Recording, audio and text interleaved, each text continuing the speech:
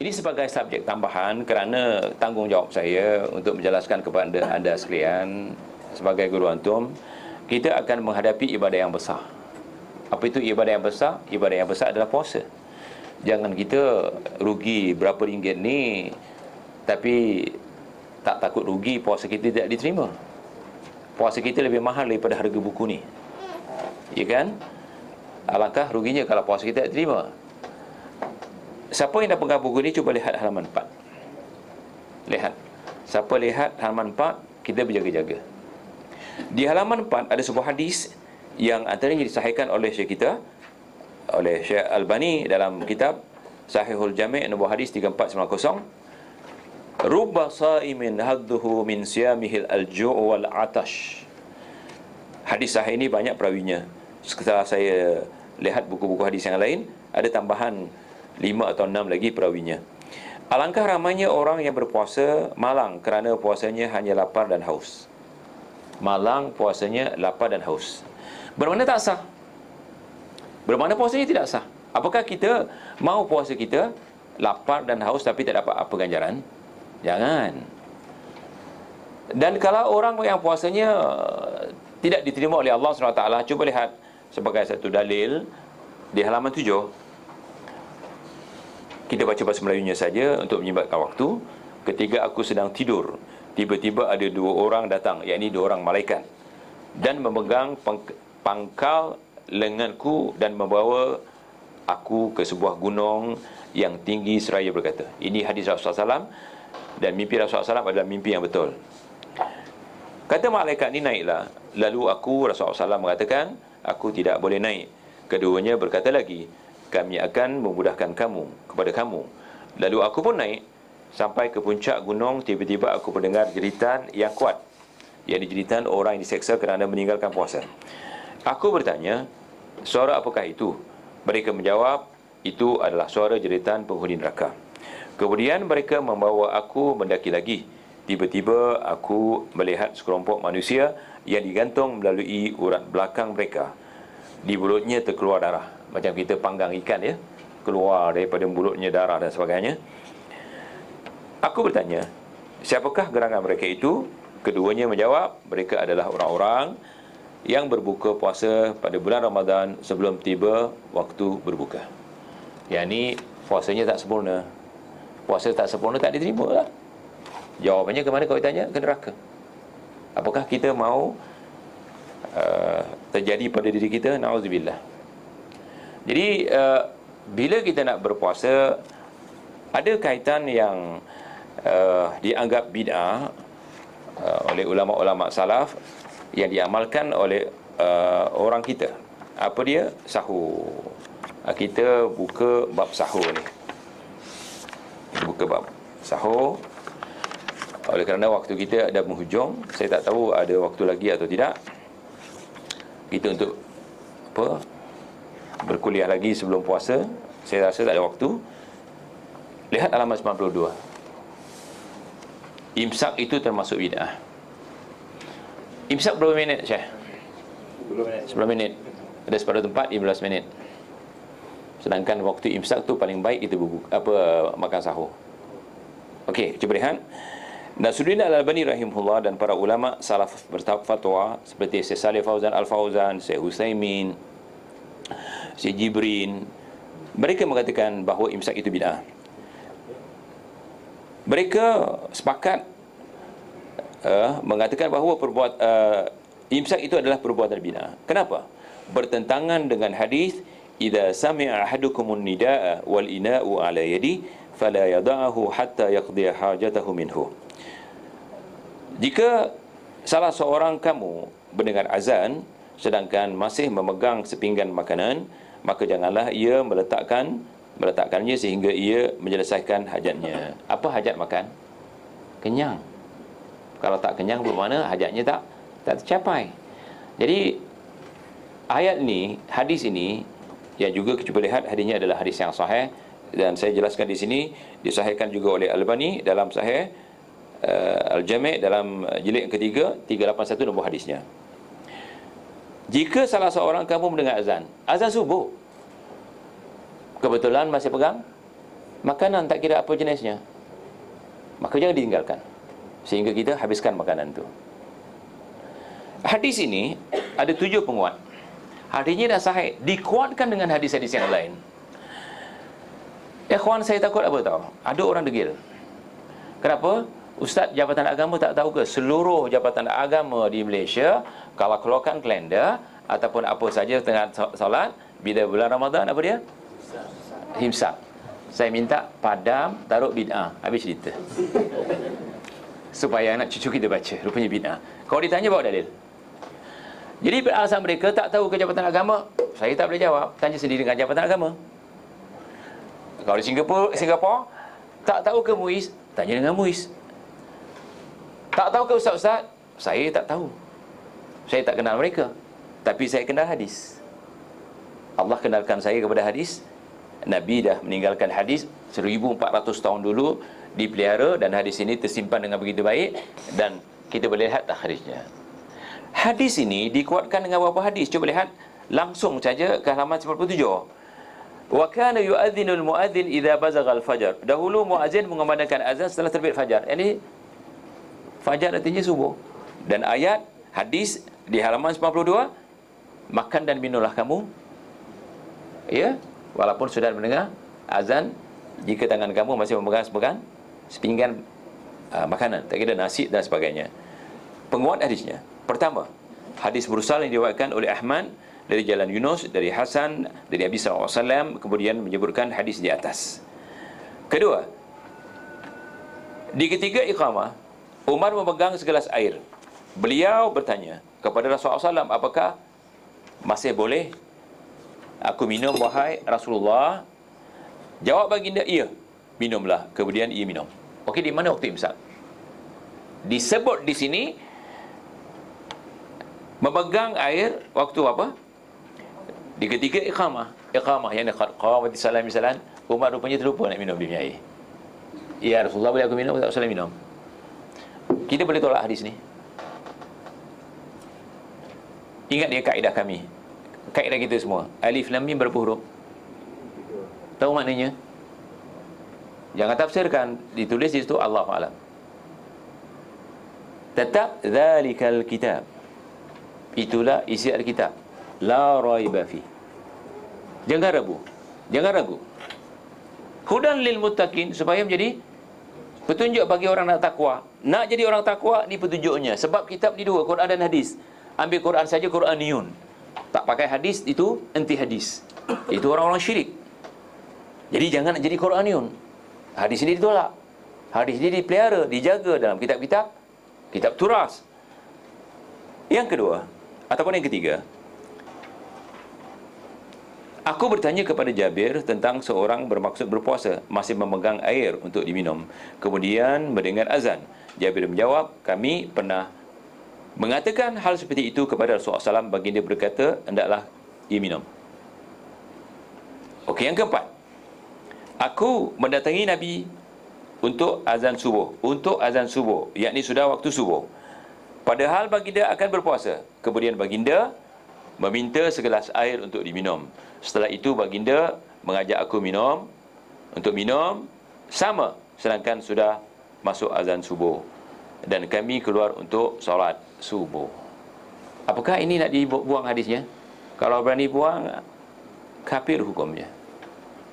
Hadis untuk ditaati. Ati Allah wa ati Rasul. Kalau tidak ditaati hadis ni, apa kita nak taat? Orang ramai kita taat, hadis kita tak taat. Sedangkan la ta'ata li makhluqin fi ma'siyatillah. Tidak boleh taat kepada makhluk yang boleh maksiat kepada Allah. Meninggalkan hadis maksiat. Okey, penguat yang keenam. Saya tulis di bawahnya footnote. Nak bawa ke Jabatan Agama, bawa lah. Minta Jabatan Agama komen sikit, ataupun komen semua. Singapura dikasihkan kepada Mufti Singapura. Kata Mufti, sepatutnya kita ikut ni. Tapi tetap dia tak berani nak ubah. Tetap ada imsak. Kerana Mufti, dia bertahankan Quran hadis. Tak dipertahankan orang ramai. Status dia, wibawa dia. Kebanyakan lah. Tapi tak boleh tuduh semua lah, ya, insyaAllah. Al-Qamah bin Al-Ash pernah bersama Rasulullah SAW. Datang Bilal untuk azan. Kemudian Rasulullah SAW bersabda, tunggu sebentar wahai Bilal, Al-Qamah sedang makan sahur. Dia nak azan, Bilal nanti dulu. Sebab makanan ni nikmatnya apa dia? Bila makan tidak terburu-buru. Allah beri nikmat makanan ni, kalau dah terburu-buru mana nikmatnya? Bila azan dia makan dah tak nikmat lah. Maka tak apa, Bilal biar dia makan dengan sepuas-puasnya. Okey, halaman 7. Kami makan sahur kerana Ali bin Abi Talib. Kami makan sahur bersama Ali bin Abi Talib. Tatkala selesai sahur, Ali menyuruh muazzin untuk iqamah. Ali ini yang wajib kita ikut sunatnya, sebagaimana Saudara Salam tamassaku bi sunnati wa sunnatul khulafaur rasyidin. Jadi Ali ini khalifah yang wajib kita pegang sunnahnya. Jadi hadis ini adalah hadis yang sahih ya. Okey. Fatwa Syekh Utsaimin. Fatwa Utsaimin mengharamkan imsak, membid'ahkan imsak dengan membawa Al-Quran. Boleh tak kita membatalkan Al-Quran? Syekh, ikhwan, ikhwat, muslimin dan muslimah, ada mengatakan Ustaz Azul ni ajar ganjil, gharib, luar biasa. Ini tanda akhir zaman ya. Bada al-Islamu ghariban sayaudu ghariban kama bada fatubal ghuraba. Itu hadis Bukhari, jangan lupa. Islam bermula dengan aneh, luar biasa, akan berakhir dengan aneh dan luar biasa. Inilah yang luar biasa. Orang semua pakai imsak, antum ni tak pakai imsak. Peduli apa dengan orang kan? Kita ku anfusakum dulu, Syekh. Selamatkan diri kamu dan keluarga kamu dulu. Maka saya sampaikan, ikhwan-ikhwan yang paling dekat kepada saya adalah ikhwan-ikhwan salaf. Antumlah yang paling dekat kepada saya. Yang paling dekat saya selamatkan dulu. Yang jauh-jauh dia tak mau terima, dia masalah. Itu urusan dia. Okey. Syekh Utsaimin membawa dalil. Apa kata Utsaimin? Syekh Utsaimin, Syekh Muhammad bin Utsaimin rahimahullah ditanya, kami melihat sebahagian kalender pada bulan Ramadan terdapat sebahagian dinamakan imsak, terjadi kira-kira 10 minit sebelum azan fajar. Apakah ada dasarnya dari sunnah ataukah termasuk bid'ah? Beri kami fatwa, semoga anda sentiasa mendapat pahala. Jawab Syekh, imsak termasuk bid'ah. Langsung dia katakan imsak bid'ah. Tapi orang kita kalau katakan seperti ini, mengucap dia. Ustaz katakan bid'ah, memang mengucap dia. Kami yang tahu Jabatan Agama keluarkan, ya, JAKIB keluarkan majalah, NGO keluarkan majalah bila bulan Ramadan ada imsak. Ya, kat paper pun ada lihat. Jutaan orang melihat imsak. Tiba-tiba beberapa kelompok ni mengatakan imsak bid'ah. Tak mengamuk dia, tak heran dia. Bagi kami tidak heran, kerana kami sudah dikhabarkan Rasulullah SAW awal-awal ini akan jadi ganjil. Dalilnya, wa kulu washrabu hatta yatabayyana lakumul khaytul abyadu minal khaytil aswadi minal fajar. Dan makan dan minumlah hingga jelas bagimu benang putih dan benang hitam yakni fajar. Yakni makanlah walaupun dah terbit fajar. Tapi minta ya muslimah di belakang yang kawal makanan di rumah, jangan pula set jam waktu azan. Kata Ustaz semalam boleh makan sampai azan. Jangan macam tu, nanti itu buru-buru ya. Sebab sebagian ulama mengatakan bila imam di kampung kita Allahu Akbar, kita tak boleh sentuh apa lagi pun. Sebab masih azan, masih boleh. Sebab belum sembahyang. Bila dah takbir, dan kalau boleh janganlah waktu azan nak makan. Bila nak pergi masjid? Bila pergi masjid? Kita kena sembahyang di masjid. Ini tunggu azan, lepas sahur nanti dah iqamah. Tak sampai ke masjid nanti kita. Dalam perjalanan sembahyang dah habis. Okey, orang bertanya, Ustaz, di antara azan dengan iqamah berapakah jarak waktunya? Lihat halaman 101. Minta maaf kalau terburu-buru ya, kerana waktu kita tinggal sedikit. Saya nak beri ruang soal jawab. Dalam sebuah hadis Bukhari dan Muslim muttafaq alaih, dari Zaid bin Thabit berkata, kami bersahur bersama Rasulullah. Kemudian baginda bangkit untuk solat subuh. Anas berkata, yakni bertanya kepada Zaid, berapa jarak antara azan subuh dan sahur? Beliau menjawab sekitar bacaan 50 ayat. Yakni azan dengan iqamah. Ya Rasulullah SAW makan tu, berapa waktunya? Kalau kita lihat bacaan yang paling bagus, saya suka Khalil Al-Khusairi. Dia Khalil Mahmud Al-Husairi. Bacaannya memang terdetil, makhrajnya memang bagus, jarang dipertikaikan. Yang lain-lain kita tengok pelik-pelik. Anda dengar, ambil ayat 50 ayat dibaca, lebih kurang boleh cacah 5 minit hingga 10 minit. Lihat, dalam zaman Rasulullah SAW tak ada jam. Ada pakai jam? Berapa minit? Tak ada. Senang. Mereka mencintai Al-Quran, hari-hari baca Al-Quran, tahu jaraknya, diukur dengan Al-Quran, cantiknya. Tapi orang sekarang kalau kita diukur dengan Al-Quran, tak faham dia, lagi tak faham. Sebab apa? Quran jauh daripada dia. Sahabat mencintai Al-Quran, baca Al-Quran. Okey, ada mengatakan, apakah dalil-dalilnya lagi, Ustaz? Dalil-dalilnya, kita kembali semula di halaman 95, yang kelima tu. Yang kelima, lihat. Ini jelas, dalilnya adalah hadis sahih. Mut'im bin Rashid meriwayatkan, menceritakan kepada kami, Thawbah Al-Anbari, dia mendengar Anas bin Malik berkata, Rasulullah SAW bersabda, lihatlah siapa berada di masjid kepada Anas, pergilah. Di sana aku, yakni Anas, mengatakan, aku dapati Abu Bakar dan Umar. Aku memanggil mereka, aku bawakan makanan, aku letakkan di depan beliau, yakni di depan Rasulullah SAW. Beliau Rasulullah SAW makan bersama mereka. Siapa dia? Anas, Abu Bakar dan Umar. Sedangkan sudah azan subuh. Setelah itu keluar. Kemudian Rasulullah SAW bersolat bersama mereka, yakni solat subuh. Jadi di mana imsak di sini?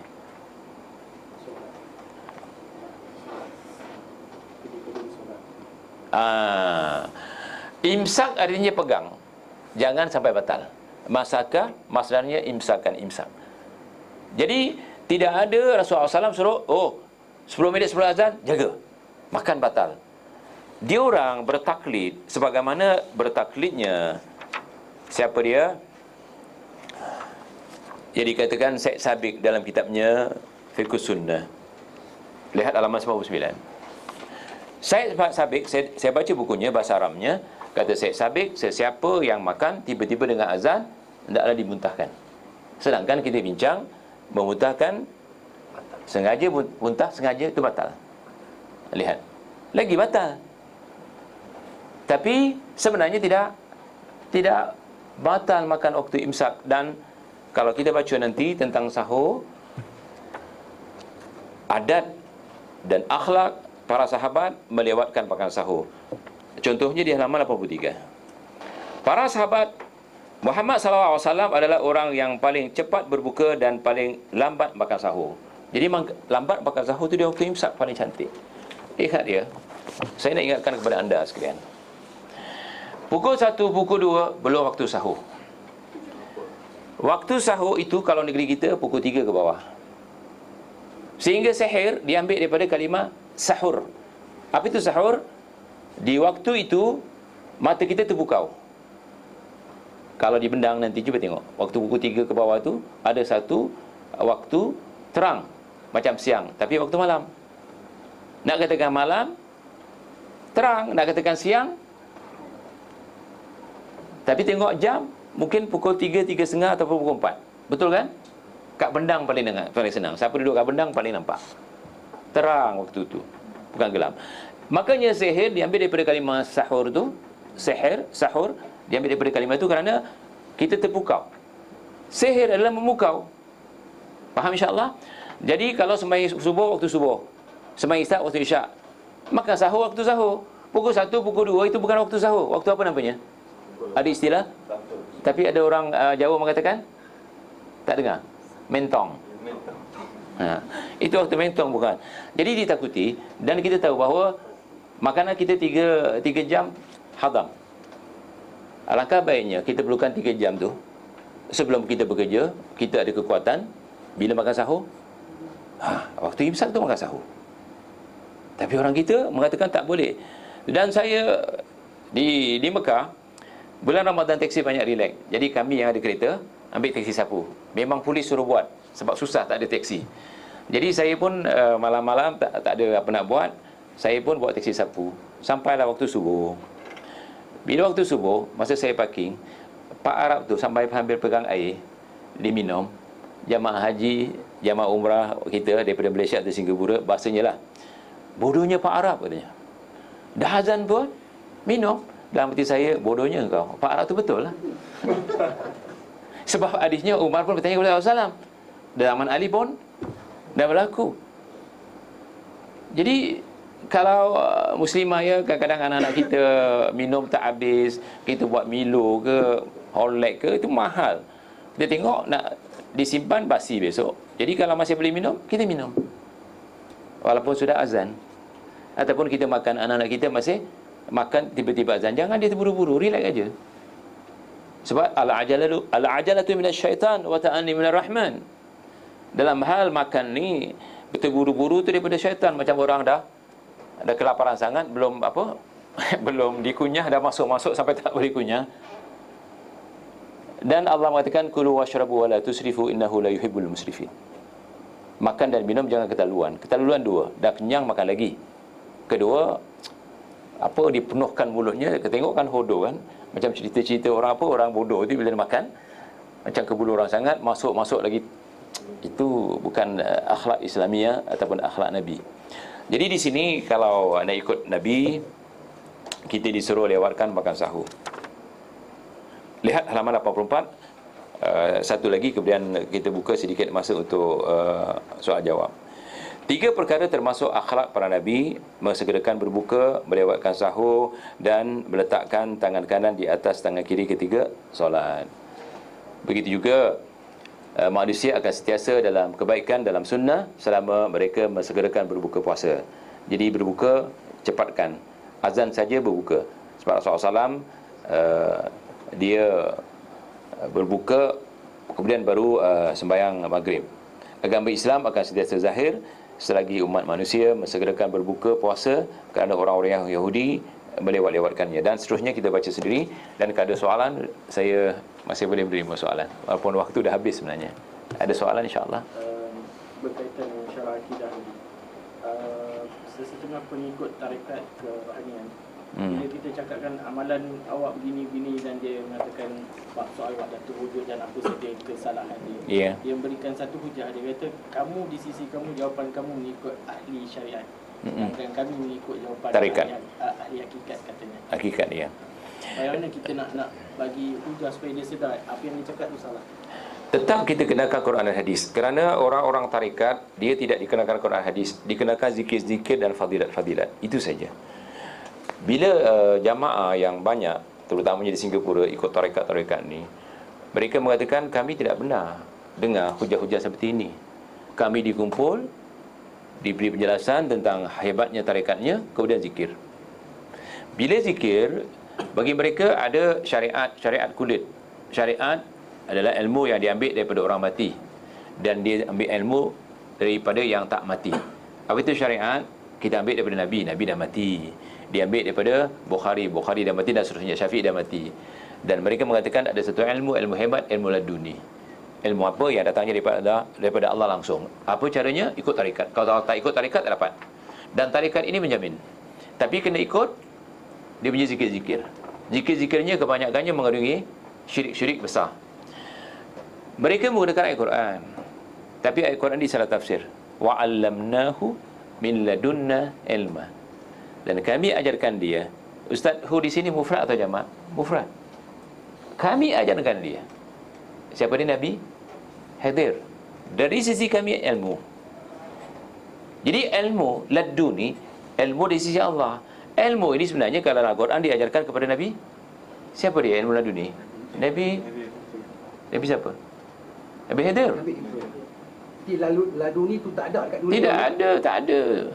Itu cerita pasal Nabi setelah Nabi Musa agak mengatakan tidak ada orang yang paling alim kecuali aku, maka ditegur oleh Allah, ada orang yang alim seperti engkau. Nabi siapa? Nabi Khidir. Maka dia cari Nabi Khidir untuk belajar dengannya. Di antara dua sungai. Ya, ceritanya panjang, kami ringkaskan. Jadi itu ilmu, kalau kita ikut bahasa Arab, wa 'allamnahu, huwa, bukan wa 'allamnahum. Hu di sini ditujukan kepada Nabi Khidir. Jadi tidak ada ditujukan kepada siapa-siapa. Jadi mereka mengatakan, ayat ini mengatakan kami akan diajar oleh Allah ilmu. Tidak. Diajar oleh Allah ilmu melalui Quran hadis. Sebab ilmu sebenarnya Quran hadis, sebab mereka katakan Rasulullah al-ilmu ma qala Allah wa qala Rasul. Adapun ilmu laduni, ilmu ilham, ini ada satu hadis. Ingat. Kata Nabi, Al-wahyu wahyan.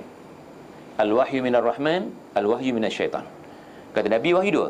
Satu wahyu daripada Ar-Rahman, dah tak ada lagi, sebab Nabi dah wafat. Yang kedua terus sampai hari kiamat, al-wahyu minas syaitan. Itu ilmu laduni. Syaitan mewahyukan dia. Itu hadis-hadis sahih je. Makanya orang-orang yang ikut tarikat tak akan diberi ilmu. Sebab kalau diberi ilmu, dia akan tinggalkan tarikat. Di Singapura, tanya anak saya, berpuluh orang kuat tarikat. Orang nombor dua, kita panggil dia Pak Habib, membiayai tarikat.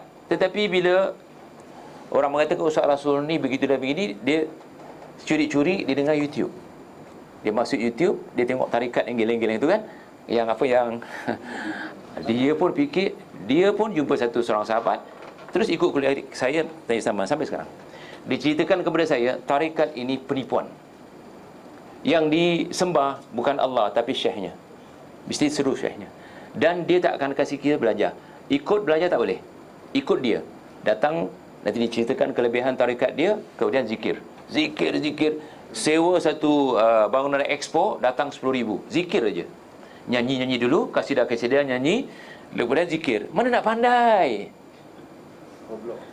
Jadi goblok lah. Betul kata Imam Syafi'i, man tasawwafa faqad tazandaka zindik. Allahu Akbar. Jadi ini bahayanya sufi. Dan kalau nak cerita pasal sufi, insya-Allah ada satu kuliah khusus di sini cerita pasal sufi. Habis-habis kita ceritakan bahayanya sufi.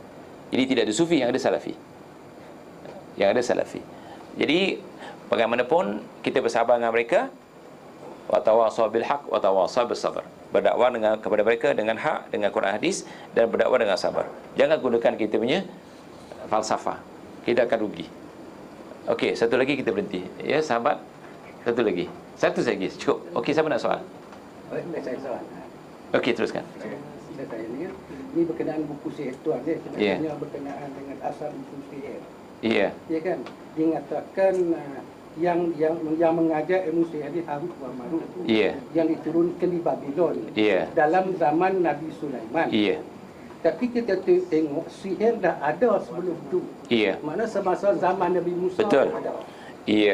Jadi macam mana kedudukannya? Nabi Musa yang menghadapi Firaun, dia sudah mengamalkan ilmu sihir. Bermakna sihir sentiasa diturunkan. Tetapi pembawanya asalnya adalah dua orang malaikat untuk menguji kita. Sebab kita dijadikan oleh Allah untuk diuji. Liyabluwakum ayyukum ahsanu amala. Sebagaimana dia mengatakan, kamu jangan pelajari ini ujian bagi kamu. Ini fitnah. Jadi diturunkan beberapa kali. Kalau kita lihat dalam zaman Nabi Muhammad pun ada cerita tentang bagaimana sehingga Nabi Muhammad disihir oleh mereka. Ya, sihir ada dah lama. Siapa mengajarkan sihir? Syaitan. Bermakna zaman Nabi Adam pun ada sihir.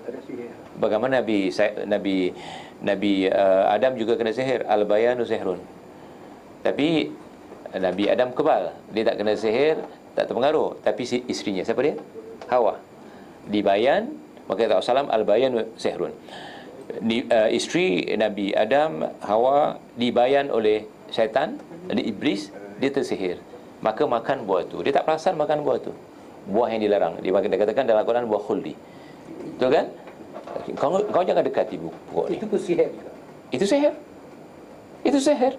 Sebab kata Rasulullah, cuba lihat dalam tafsir, isteri Nabi kena bayan. Al-bayanu sihrun, hadis Bukhari. Dibayan lama-lama, kena sihir dia makan juga. Lagi kuat power. Iblis terus ketuanya. Tuan, saya tak tambah sikit lah kan. Dia berkenaan sihir, mengatakan Nabi Adam tadi dia asuh makan buah khuldi ni. Kan? Jadi sekarang ni, kita nak katakan dalam keadaan zaman sekarang ni, ada orang yang telah di brainwash kan. Contohnya katakan dalam satu amanat lah, sampai mencerai-beraikan isteri dengan suami, kan, sampai berpecah belahkan keluarga sama-sama Islam. Katakan, adakah itu sihir? Lihat dia,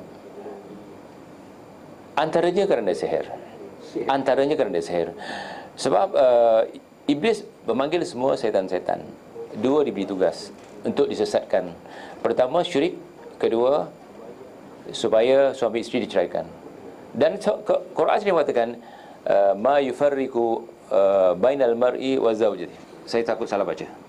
Yang mana kerjanya yufarriqu, mencerai beraikan di antara isteri dan suami. Fa yu'allimuna minhuma ma yufarriquna bihi bainal mar'i wa zawjihi. Fa yata'allamuna minhuma ma yufarriquna bihi bainal mar'i wa zawjihi. Saya salah baca tadi. Yang mana tukang sihir dipelajari sihir daripada syaitan supaya mencerai-beraikan antara isteri dan suami. Iblis memberi amaran kepada syaitan-syaitan, dia tak boleh balik menghadap iblis kecuali buat dua kerja. Satu, jadikan orang syirik, dan satu, ceraikan suami isteri. Sebab perceraian suami isteri buruk akibatnya kepada anak, cucu dan sebagainya. Cerai-berai ni buruk. Jadi iblis nak cerai-beraikan kita paling teruk sekali bila rumah dah huru-hara. Sebab kata orang Melayu, rumahku syurgaku. Sebaliknya, kalau dah jadi cerai-berai. Jadi ikhwan muslimin dan muslimah, insya-Allah ya, kalau kita faham sihir ni boleh berlaku bila-bila, walaupun tak ada orang hantar sihir kepada kita. Antaranya sampuk. Pernah dengar kalimah sampuk? Pernah dengar sampuk? Itu daripada jenis satu sihir. Dan kata Fudail bin Iyad, sihir satu jenis daripada penyakit, daripada beberapa penyakit. Maradun minal amrad. Jadi untuk merawatnya senang saja. Kembali pada Al-Quran, kembali pada hadis, insya-Allah. Jadi saya rasa sampai di situ, dan insya-Allah semoga kita bertumbuh semula setelah Eid, selepas Air Raya. Sebab bulan Ramadan saya mungkin banyak tugas di sebelah selatan, termasuk ke Singapura, dan untuk ke sini perjalanan jauh. Saya minta maaf, mungkin di bulan Ramadan kami cuti, mungkin kita belum mula bulan Syawal, nanti kita akan minta jadual yang ditentukan oleh pihak yayasan bila kita akan mula, dan kami akan SMS ya sedaya mungkin. Dan satu